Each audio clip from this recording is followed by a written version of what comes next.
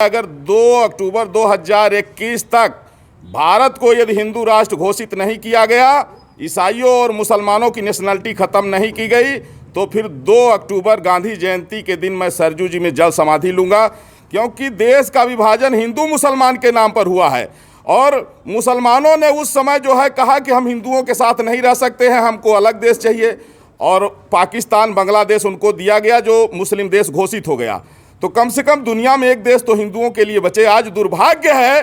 कि वेस्ट बंगाल में जितने यहाँ के मुसलमान हैं वो भी रोहिंग्याओं के साथ मिलकर के एक तरफ से हिंदुओं की हत्या कर रहे हैं, और उसी तरह जो है तो तमिलनाडु में हो रहा है, केरल में हो रहा है। जहाँ भी मुस्लिम आबादी ज़्यादा है उनको पाकिस्तान से प्रेम है, लेकिन हिंदू और हिंदुस्तान से नफरत है। ये हिंदू और हिंदुस्तान के वजूद को मिटाना चाहते हैं। इसलिए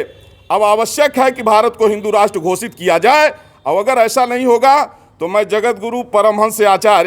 आचार्य पीठ श्री तपस्वी छावनी राम घाट अयोध्या से हमने इनको 4 महीने का समय दिया है, नहीं तो गांधी जयंती के दिन 2 अक्टूबर 2021 को सरजू जी में जल समाधि लूँगा। आशा करता हूं कि आदरणीय प्रधानमंत्री नरेंद्र मोदी जी के नेतृत्व में संविधान की रक्षा के लिए यह महत्वपूर्ण कदम जरूर उठाया जाएगा। कि जब वहां की स्थिति से पता लगा कि जब वहां राज्यपाल महोदय पीड़ितों से मिलने के लिए गए, तो जिस तरह से वहां के मुस्लिम समुदाय ने, रोहिंग्याओं ने उनके साथ में जो बदसलूकी किया, इससे ये पता लग रहा है कि अब पूरे देश में मुसलमानों की नागरिकता समाप्त होनी चाहिए और भारत हिंदू राष्ट्र घोषित होना चाहिए। नहीं तो 13 बार भारत के बंटवारा हो चुका है और अब स्थिति में भारत नहीं है कि फिर से ये बंटवारा झेल सके। तो इसलिए राष्ट्र की एकता और अखंडता के लिए चाहे जान चले जाए, लेकिन मुसलमानों की नागरिकता समाप्त होनी चाहिए, भारत हिंदू राष्ट्र घोषित होना चाहिए, और इसके लिए हमने 4 महीने का समय दिया है। महाराज जी, अगर वो यहाँ शरणार्थी बन के रहेंगे, जब यहाँ पार्टीशन नहीं हो रहा था, हिंदुओं ने कहा कि नहीं हम भाई भाई हैं, मिल के रहेंगे,